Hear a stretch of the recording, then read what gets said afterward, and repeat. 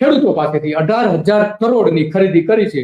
અને ખરીદી જ કરી છે, પણ 2 મહિનાથી પૈસા નથી આપ્યા. એ માટે પણ પાલભાઈ આંબલિયા જે છે ખેડૂત આગેવાન, એમણે પણ રજૂઆત કરી છે કે ભાઈ અમને પૈસા નથી મળ્યા. તો આ 2 રજૂઆતો એમણે કરી હતી. ખેડૂતો માટે કૃષિ યાંત્રિકરણ અને વિવિધ ઓજારોની ખરીદી માટે સહાય આપવા માટે 1565 કરોડની જોગવાઈ કરી છે. આધુનિક યંત્રીકરણ એટલે કે જો યાંત્રિકરણ અત્યારે જરૂરી છે, કારણ કે ખેડૂતોને મજૂરો મળતા નથી. ઊંચી મજૂરી આપવી પડે છે. 1,000 રૂપિયા ખેડૂતોને મોસમ જયારે હોય છે ત્યારે આપવા પડે, 1,000 રૂપિયા દિવસના. તો ખેડૂતો એના કારણે ઘણું બધું ગુમાવવું પડે છે. કપાસમાં નુકસાન થાય છે, ઘણું બધું નુકસાન થાય છે ખેડૂતો. અને એના કારણે જેમાં સૌથી વધારે મજૂરી લાગે છે ખેતી ખેડૂતો છોડી રહ્યા છે. તો આ જે જોગવાઈ કરી છે સારી જોગવાઈ છે મેકેનાઇઝ કરવા માટે, એગ્રીકલ્ચરને મેકેનાઇઝ કરવા માટે.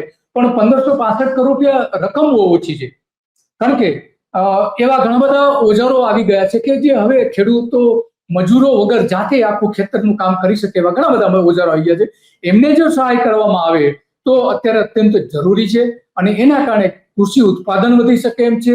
અને ઝડપથી ખેતરમાંથી માલ કાઢીને ખેડૂતો પોતે બજાર સુધી લઈ જઈ શકે અથવા તો ગોડાઉનમાં મૂકી શકે.